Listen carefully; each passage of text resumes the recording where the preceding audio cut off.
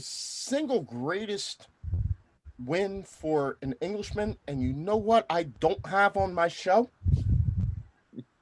Anybody who roots for England.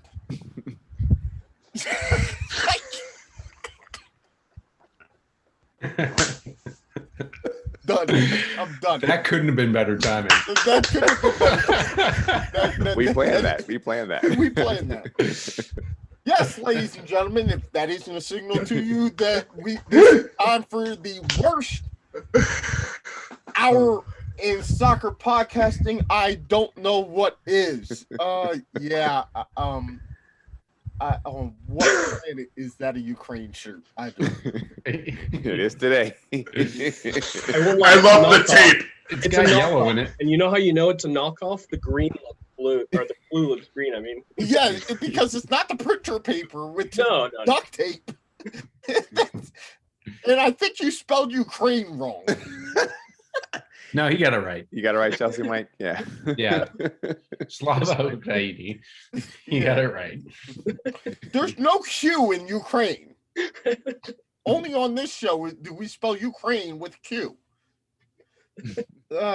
Ladies and gentlemen, that can only mean it is time once again for the Too Many Guys Soccer Show Tournament Edition. And yes, the hijinks have started early.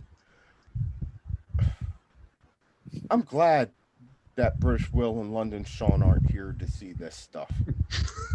But at least I know who Celtic Cam is rooting for in the next round. I can only assume that he's pulling for Denmark.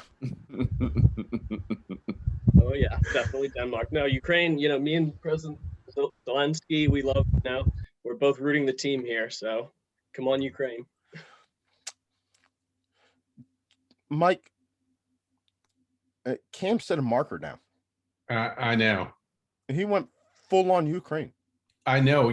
I tried to buy a Ukraine shirt, both for tonight and for the game on Saturday. And unfortunately, Amazon's Prime is anti-Ukrainian and would not allow me to get it until next week. I'm wondering how Cam pulled off the Ukrainian shirt. I was going to say I can get you in contact with my guy. Yeah. No, it's. I'm trying to figure out how Cam got the Ukraine stuff pulled off, and you didn't. I mean, Cam might have that, but does he have his very handy Ukrainian phrase book right here? Ooh. No, he's got the shirt and he's got a picture of the president. You have neither. I don't, but I do have my handy Ukrainian phrase book. And I'm sure that comes in handy in Port Richmond. No, it did come in handy when I was studying abroad in Ukraine. So, geez, and ladies and gentlemen, and that is the type of analysis that you get on this show. Well, the quarterfinals are set. We know what to watch for. We know what not to. Who's there? Who's not? France. C'est la vie. Germany. Prost. Sweden. I actually don't know how to say goodbye in Swedish. If I'm channeling the Swedish chef from the Muppets, Vert de Frick. Bjork.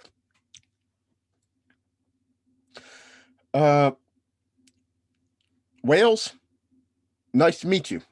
Thanks for coming. You're going home. Portugal, good to see you. It was fun while it lasted. Portugal was not the man in this tournament. No, Portugal, nice to meet you. It was so sorry to see you go. Austria, hasta la vista. Although that may be more Swiss. I don't know. But we have whittled it down to 8 teams.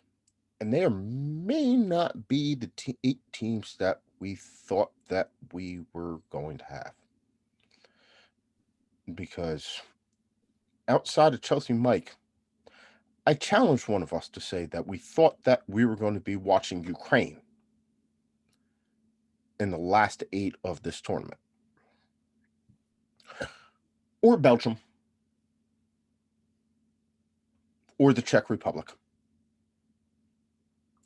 So, yeah, it's been interesting, gentlemen. It has been a good time. So, Stead, I'll start off with you. Now that the dust has settled, what do you make of all of this? Well, if this was an NCAA tournament, I would say my brackets are busted, but I can say that right now, more than probably any tournament I can say that I've watched recently, that this is wide open. Wide open. I mean, you can honestly say that out of these 8 teams, is there any one of them that you could just say you have no shot to reach the final? Czech Republic? Right? Czech Republic? Ukraine? I don't think that there's a team that actually has no shot. And I get to what I'm getting at too is that if any of those teams were to reach the final, I can't say that anyone would be overly shocked and say there was no way that could happen and have it happen. You're not getting a Leicester type of run to the final here. But it seems to me though like that's the nature of the Euros. Yeah, but this one even more so. I don't have a clear favorite right now. Whereas before, I felt like even if they don't win, that's okay. I don't sit there. Now, granted, it's probably because I have I don't want to say a bias, but I have not watched Italy play very much at all in the past couple of years, and they seem to be the team in the best form in the past probably 12 months for a European international team. But at least, you could say that could be like kind of your favorite, but I don't know. They also probably have the toughest match in the quarterfinals. So it'll be interesting to see how this turns out. Well, I'm gonna get into that with G in a little bit, and when we go over the Belgium-Italy final. But we're in the Euros. That this is the tournament that throws up the unusual winner. I understand that, but that doesn't take away my point. But we're conditioned more in this tournament to expect the unexpected than we are in any other tournament. If I got this lineup in the last 16, right, and throw in what other 8 Asian, South American, North American, African teams you wanted to, I could tell you which ones were going to come out and which ones were. The Euros just have a way of throwing up surprises, and I think we're conditioned to expect it. So when you say there's not a team in here that I can say if they made it to the finals, oh, that's unexpected.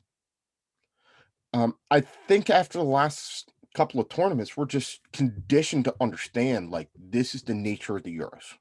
Sorry, I didn't have a more compelling intro sentence then. I mean, what do you want me to say?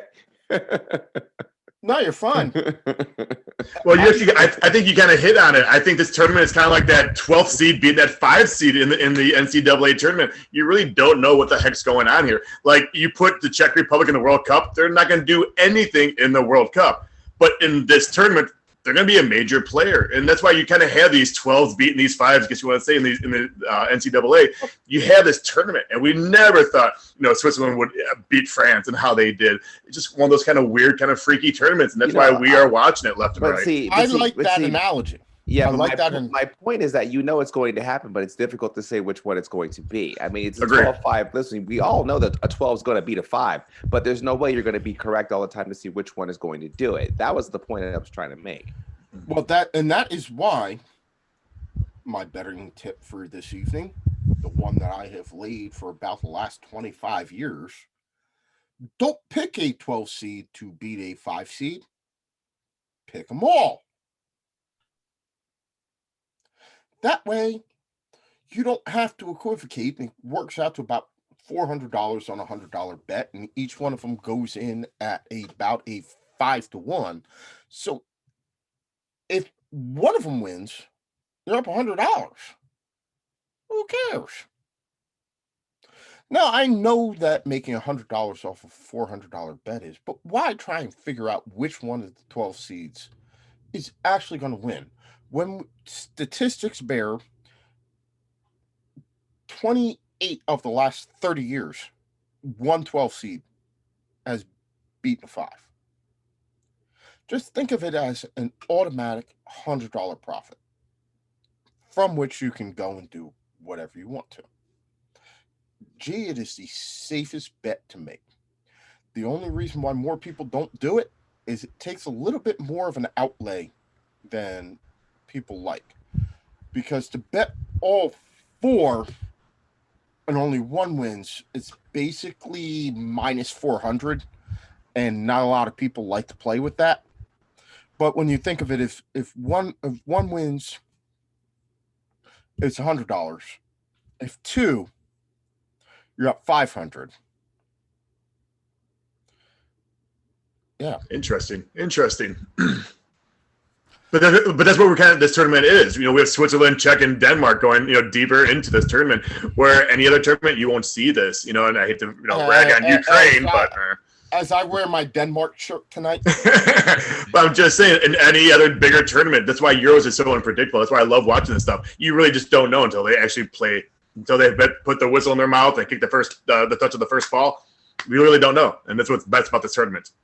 I think this is why this is one of my favorite tournaments to watch. The World Cup, only 7 teams have ever won it, and all but 2 of them have won it twice. Anybody want to hazard a guess at the only 2 nations that have only ever won the World Cup once? England and Spain. England and Spain. Every other country has won it at least twice, including Uruguay. Mm-hmm. But the Euros had 1950. Yep. The Euros had this nice way of throwing up these winners who we never see coming. Netherlands may be the best team to never win a World Cup. Denmark's won a Euros. Portugal's won the Euros. Greece won the Euros. Greece and Portugal won in very similar fashion. Backed their way in there, and then you got to the final, and you're like, yeah, they're sure to... Oh, wait. Oh, jeez. How in the world did they actually win this tournament? So we say that to say, going into the quarterfinal round, which will start tomorrow, as much as we like to fancy ourselves experts, we have no clue what's actually going to happen. But I learned from a very, very smart individual, the difference in between us and non-experts is we just talk louder than the next guy.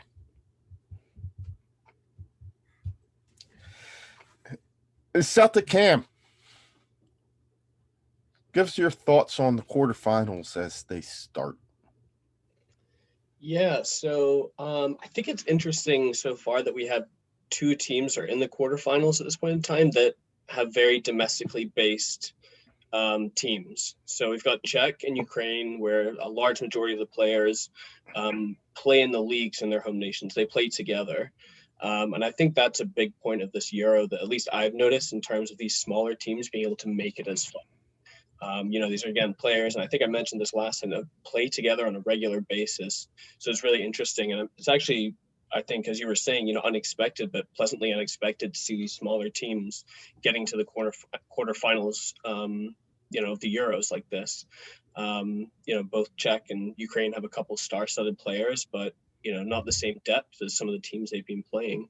So, that's at least the biggest thing I've picked up on following, from the group stages to the quarterfinals.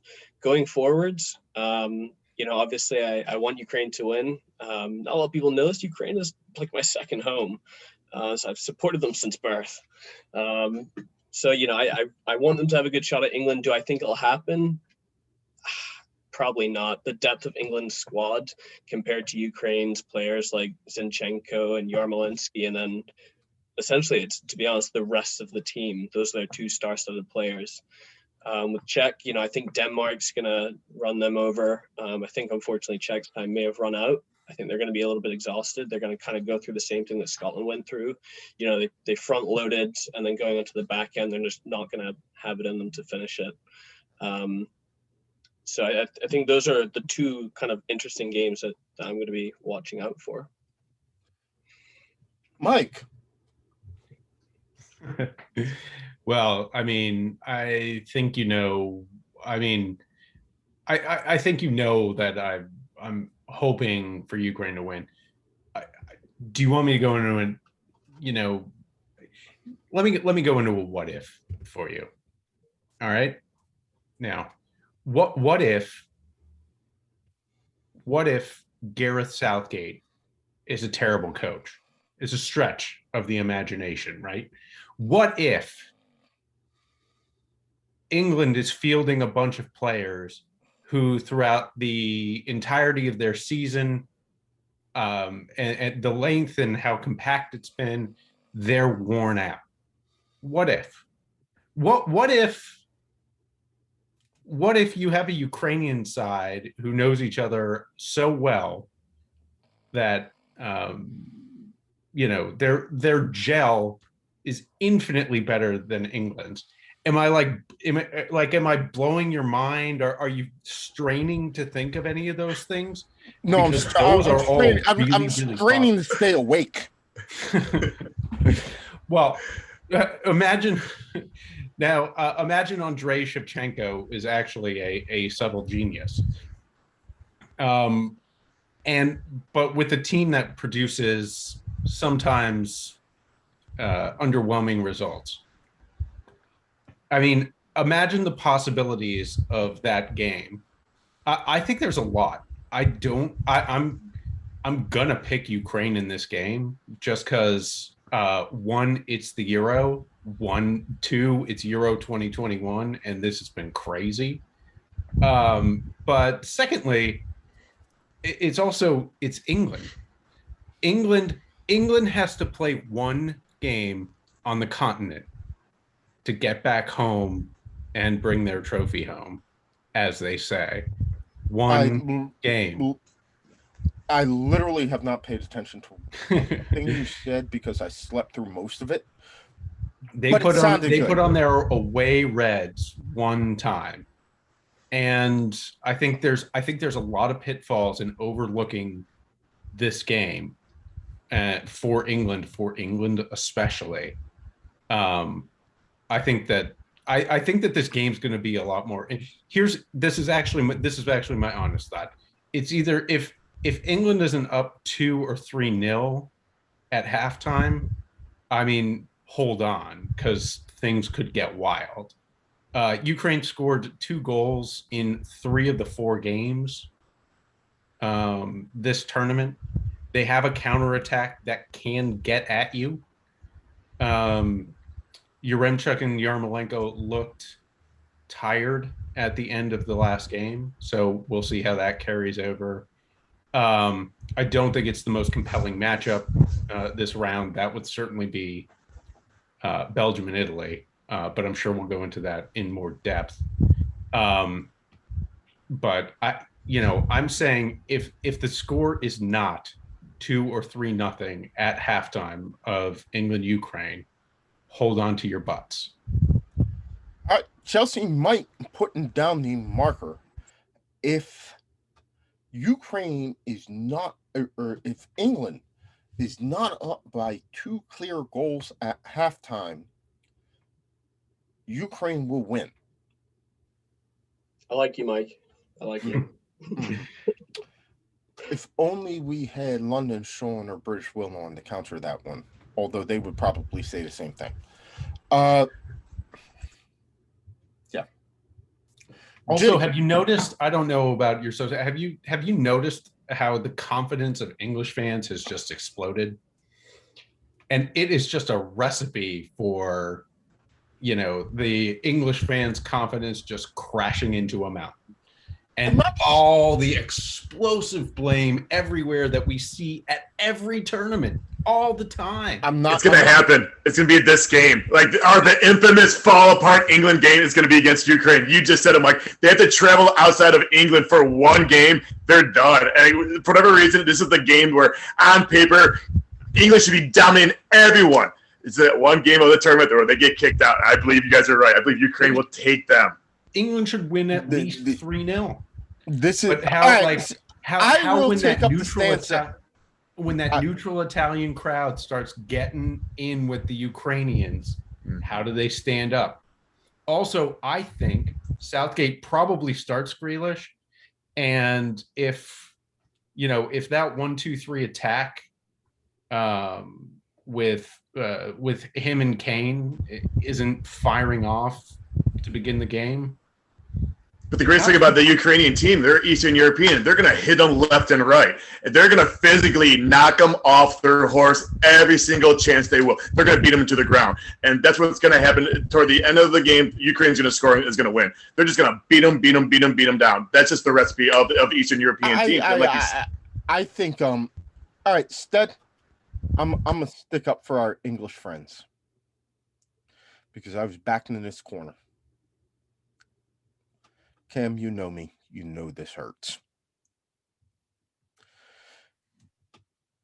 I think they've learned the lessons of the last couple of tournaments, which saw them go out to, under Southgate's leadership, which saw them go out to Italy, Iceland and Croatia. Two lesser teams. I think he's going to set his team up right with the right know-how and the right amount of respect for their opponents to understand what it takes to get through this game. Yes, this is the classic banana skin game for England. That which stands in between them and potential glory. This is where we have seen England slip up every 2 years since 1966. This is what they do best. What has happened? This is the script that is classic England. Get your hopes up. It's coming home. We beat Germany at Wembley, only to go to Rome and you lose to the Ukraine. Mike, not in regular time, but on penalties. Because the most England thing ever would be to lose to the Ukraine on penalties. Harry Kane misses the fifth. After somebody misses the fifth, after Jordan Pickford goes the wrong way. And totally gets Panenka. Right? Like, you could see that in this. I think, though, that this is the time where England's going to exercise a few demons. They know that this is one of 2 games that they will play in the entire tournament where they have to leave the cozy confines of Wembley. But they can go to Rome. A lot of those guys have been to Rome. They've played in the Stadio Olimpico. They can go there. They can play a game. The pitch is the same size, basically. Crowd's a little bit further back. Not going to be as partisan, but they can handle it. England to win 1-0. Mind you, England are the only team left in the tournament that has yet to concede a goal. They haven't always been dynamic going forward, but the one thing that Gareth Southgate has managed to figure out how to do with this team, not concede. They're the only team left in the tournament that has yet to concede a goal. The last time that happened was 66, so could be some foreboding. And Cam, in a year where we have seen COVID and everything that comes with it, and we think that we saw the end of the world, wouldn't it be fitting for England to win a tournament finally? Well, that's a sure sign of the apocalypse. worldwide pandemic. All the stuff that we have seen this year that we thought was going to be a sure sign of the end of the world. The proliferation of White Claw. Liverpool winning the championship. Liverpool winning the championship. Cats and dogs are loving each other now. Like the world's turned upside down, so it might be England's time. Liverpudlians supporting a Man United player, which is the quintessential cats and dogs getting along.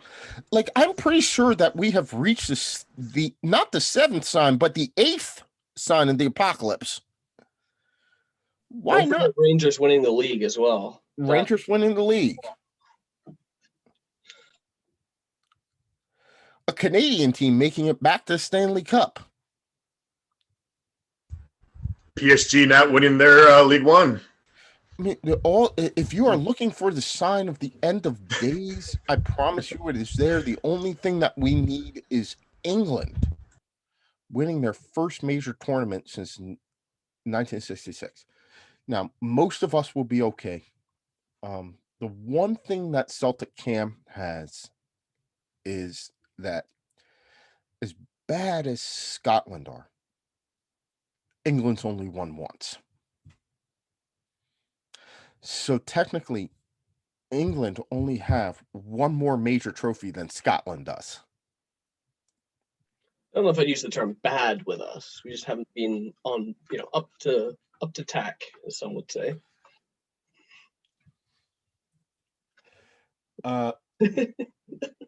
Michael appreciate this. Not John, but John 3:16. And the Lord does say that the sun shall shineth on every dog's ass once in a while. Amen. Let it be written, so let it be done. But I digress. G, the most compelling matchup of this round is Italy-Belgium. You're going to tell me why Italy is going to win, and I'm going to tell you why they're not. They're going to win because KDB is out, and he is the life of Belgium. He's hurt, even though the Hazard brothers are doing well. Thurgan more than Eden. Kevin De Bruyne is the team. He's the leader. He's the on field. He sprays the passes well. He reads it. He's a very IQ oriented kind of player. I always thought he was one of the better players for the last couple of years, and he should be winning the Player of the Year almost every single year. I'm so surprised he's not. He does carry that team, and just like with any other team, when you play against one big striker, shut him down, and you hope the other players will step up their game. And I really don't see Belgium having any other really players besides KDB, Lukaku, as well as Thurgan Hazard. You shut down those three players. Who else do they really have can really shut down and take over the team to beat these very strong defensive Italy team? I really don't see Belgium. They don't have their key player.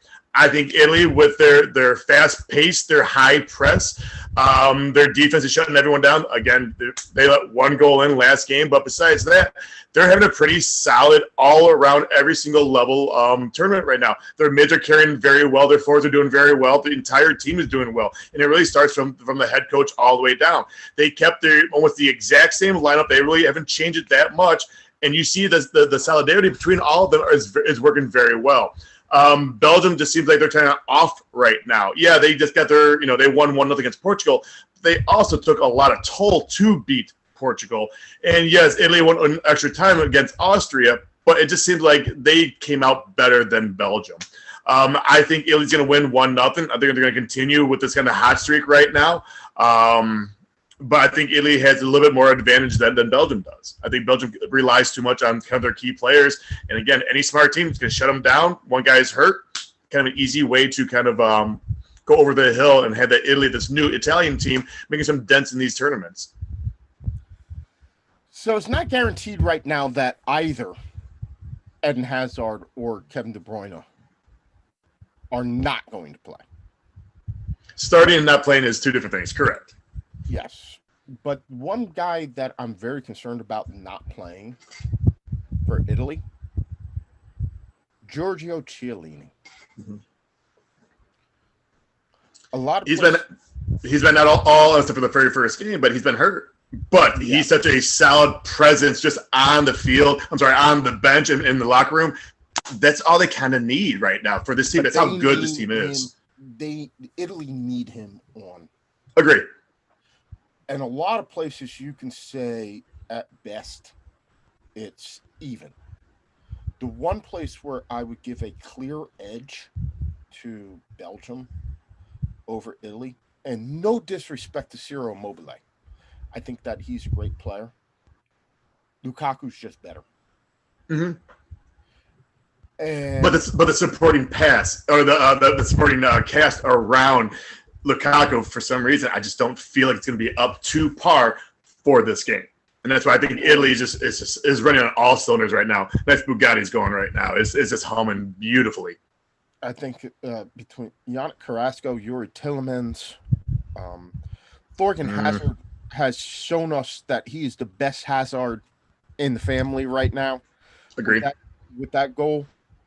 But you saw what Carrasco did late in the last game. The last 10 minutes of the game is on a breakaway and he coughs it up. Or he's got an easy pass to, I think it was Lukaku on his right. He doesn't see him and he goes in circles and all of a sudden now ball's in the other team's PK box. And now it's all the way down in their own defensive end because Carrasco he's not as good as I think he is. And I just don't have the faith in him. So he's gone on my list. So really, who is behind him to back up Lukaku?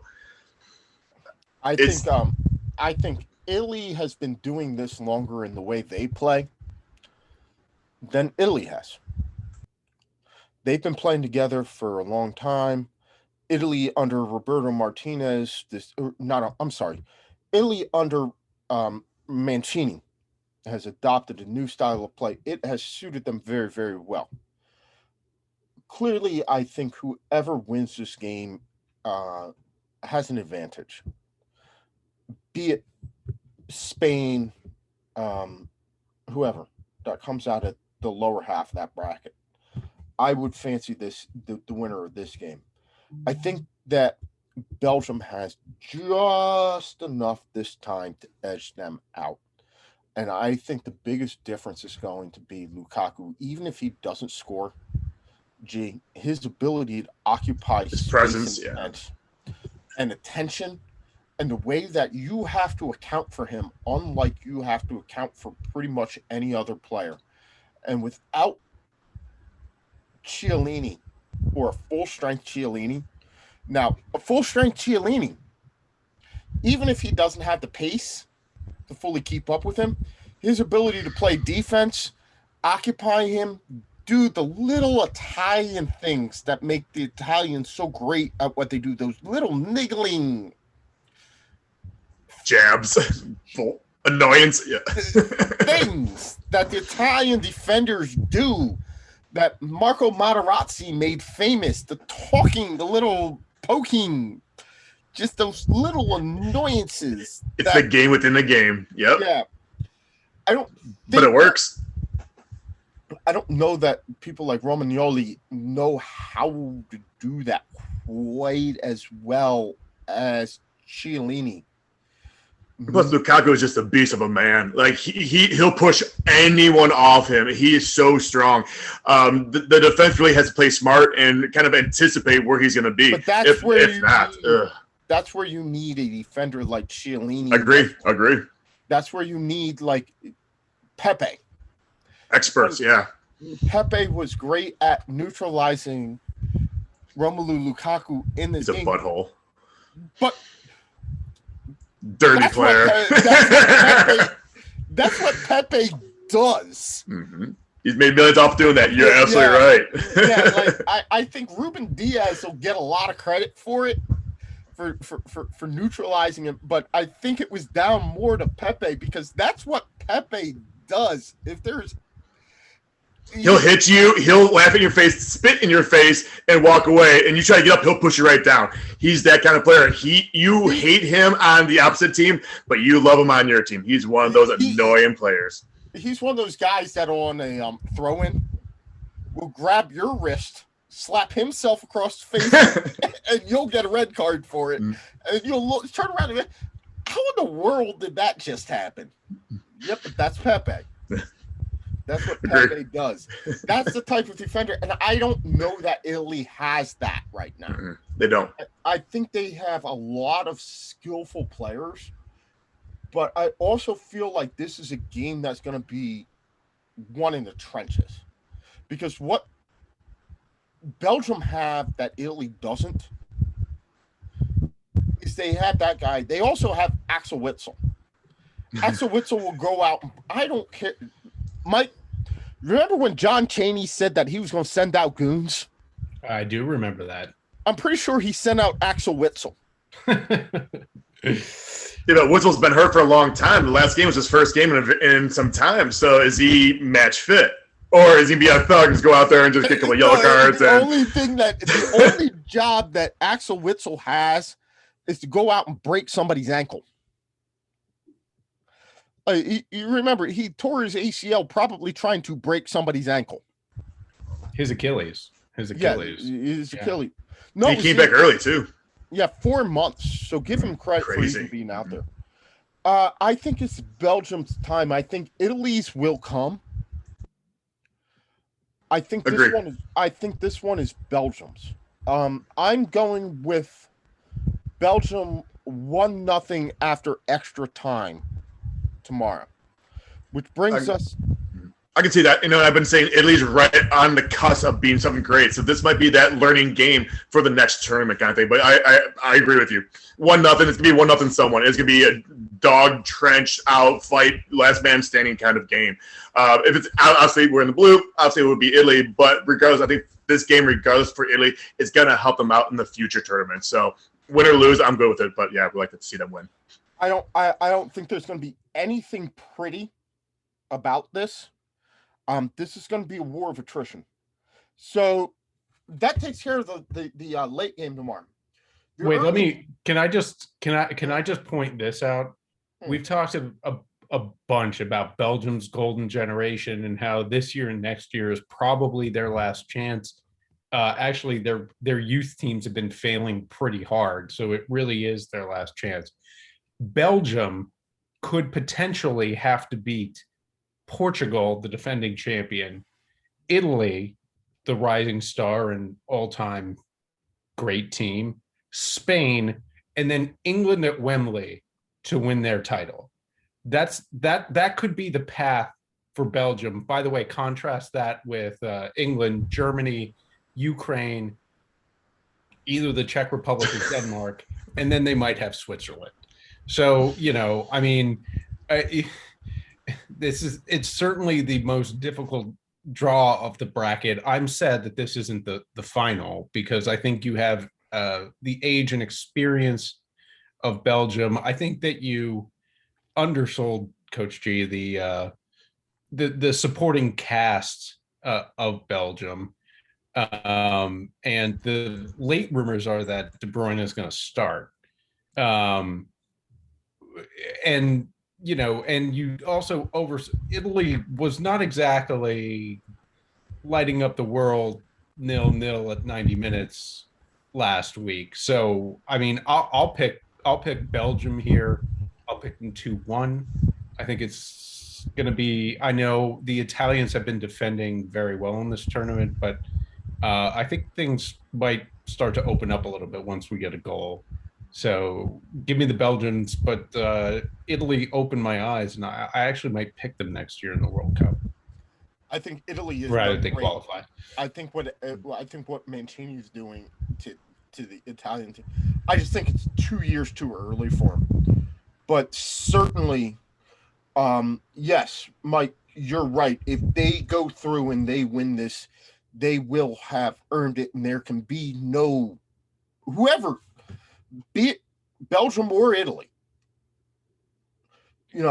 defeating Austria to get to play Belgium and then potentially having to go and play Spain. That's still a feat. Wouldn't that just be the most interesting sub story in this Euro of the many upsets, the crazy wins, the teams we didn't expect. The team that went out there and beat all the teams was the one that won the Euro. It's Yeah. No, I think that like if you want the most COVID ending to this, the most COVID ending to the World Cup would be Switzerland versus the Czech Republic, which is going to be after I text messaged everybody and invited them out for the final, anticipating something to get Switzerland versus the Czech Republic. Out of all the possible permutations that we have, Switzerland versus the Czech Republic, which now that I have spoken it into existence, that's exactly what I'm going to get on the 11th, would probably be the one that the networks and everybody else is fearing the most. So before we get Belgium, Italy, let's talk about Switzerland and Spain.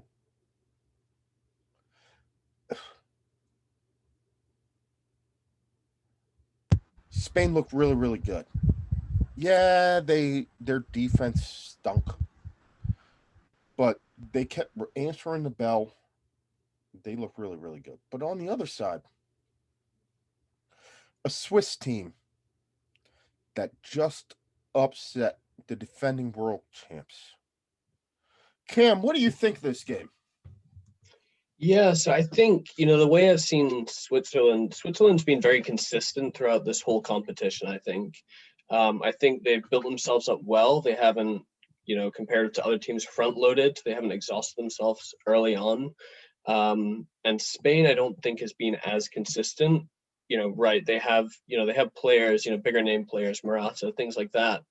But I think the Spanish team just hasn't been very consistent. And again, like some other teams that have gone out, big teams that have gone out early, they don't always mesh well together. Last game, okay, fine. But games prior to that, I think it could be another situation where you have a star-studded team and, some of them don't know how to play together. Some of them, it's more, I think I can handle it comparative to a Swiss team that there are a few like star players on there, but it's a team of very decent football players without necessarily being grade A football players.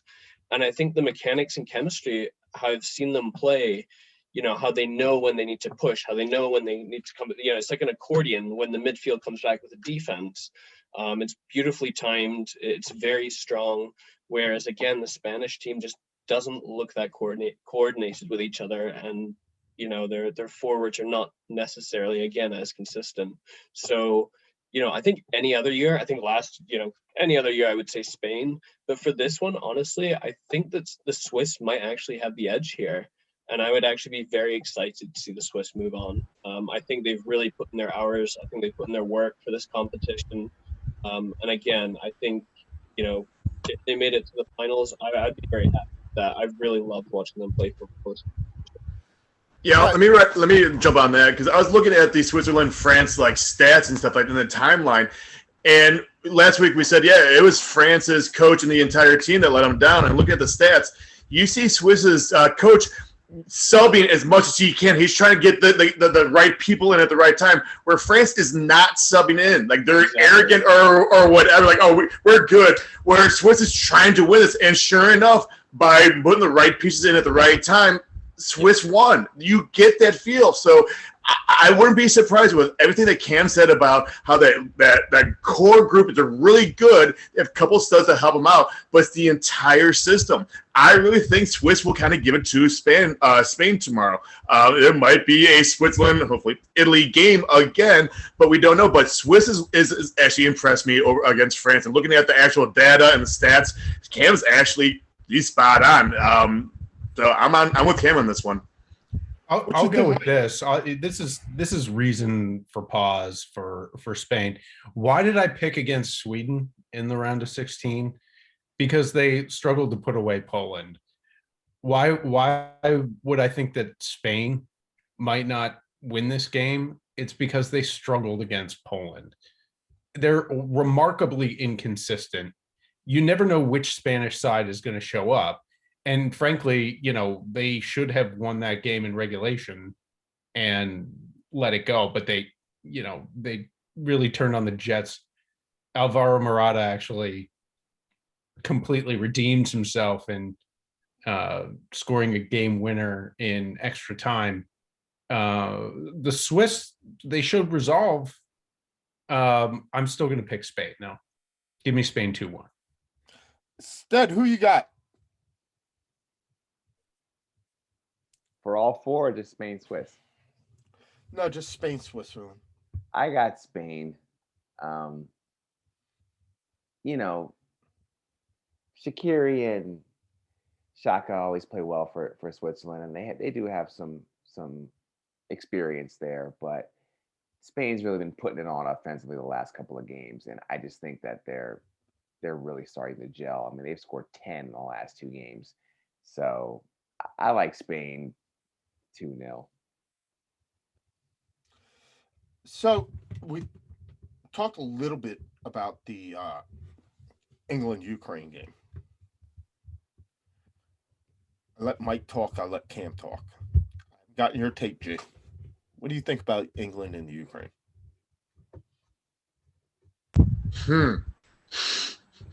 Well, I think this is the Ukraine's time to beat England. I think this is a time where the England will actually fall apart. Their one game or of a tournament that they get kicked out. We're like, well, you have all these great players and such a huge amounts of money that they're getting paid for their local clubs.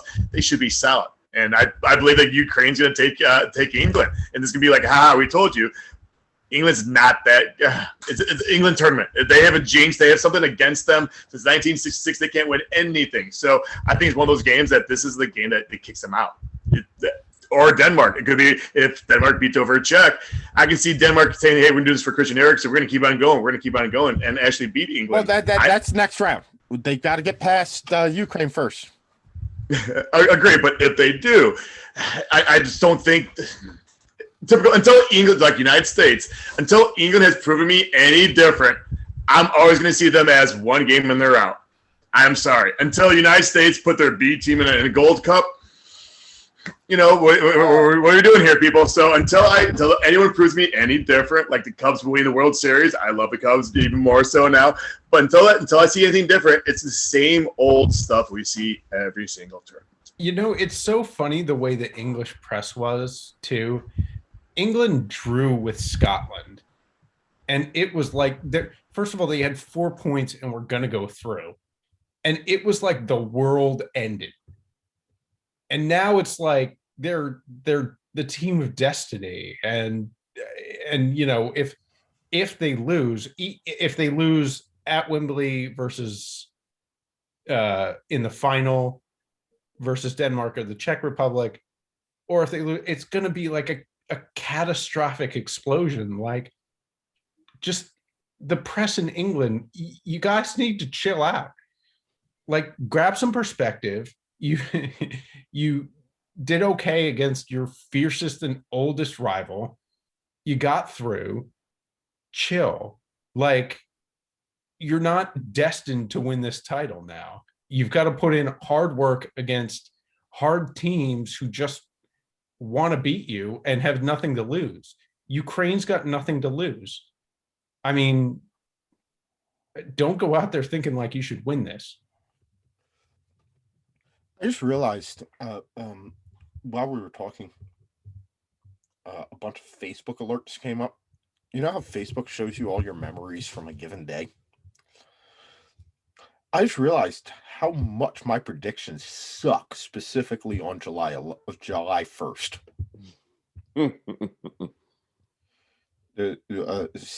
Spain lost. There's a time where I went out to a World Cup with a Cote d'Ivoire shirt on. They lost. England, the United States lost to Belgium on July 1st. Yeah. I've had a really that was a heroic day for Tim Howard, though. Ministry of Defense. Mm-hmm. I would just like to point out that Chris Wondolowski blew it. Mm-hmm. I would 3 yards away. Blew it. So I would like to. Should have gone through. I would like to let anybody know anything that I have said on this podcast to this point is now tinged by the fact that July 1st, in my predictions, suck. So you may take anything that I say from this point forward or this point aft. Yeah. So the last thing that we need to go over is the game that we're all dying to talk about, Denmark and Czech Republic. I'm going with Denmark. Yeah. I'm I taking see. Czech Republic 1-0. Mm-hmm. I think this is going to be much like the Sweden-Ukraine game. Wasn't bad, but it's not all the one that we're trying to see. So, gentlemen, as we head for the door on this Thursday edition of the Too Many Guys Soccer Show, we will gather next week when we have a clearer picture of what the semifinals will look like after 4th of July weekend, either Monday or Tuesday. Yeah, should be a fun weekend. Cam, I really hope that you're actually going to go out with that Ukraine shirt on. Honestly, I might start selling them, to be honest. Mike says he likes it, so it's maybe a Well, business. can you sell one to Mike? Because Mike's coming up to watch the Ukraine-England game with me, and I'm going to be wearing an England jersey. I think it's going to be this beautiful one that I've got behind me. What is that? Oh, God. Toilet paper? Toilet paper. I was gonna say. Yeah, White? David Beckham. It's a shirt they won one of the time. It's a shirt that they wore one of the times that they lost. Doesn't And- matter. Oh, But before we go though, I do want to say this. I know that we love to dump on England. England's gonna win 3-0, and Raheem Sterling's gonna get a brace. That's my bold prediction. And if I ever want to shut Cam up and remind him how much I love him, I just need to show him this. there we go. That's a quality shirt right there. That is quality.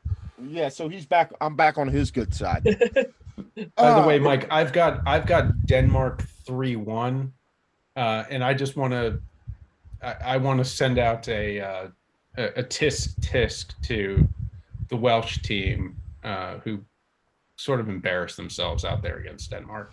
That's why I didn't really talk about that game, because it was what do you say to a team that loses 4-0? And just looked awful at the end. Mm-hmm. It was 2-0 the entire game.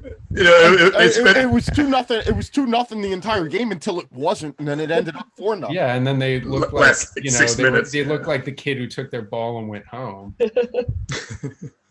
Anyway, Yeah. gentlemen, it has been fun. As we head for the door, I want to say a big thanks to Chelsea Mike, Celtic Cam, Coach G, and producer Stead for making this all possible. We will do this again in a couple of days as we go through this tournament. Jeez, it has been an interesting summer.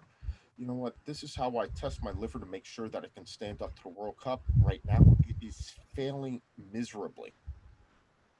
That's all right. It's Independence Day weekend. I'm going to put some training in. The liver is Scottish, Cam, and it must be destroyed. Exactly. We understand. All right. This has been the Too Many Guys Soccer Show Tournament Edition. We did all right this time around. We will try and do better next time. For the cast of millions, I'm Mike, and we will see you later.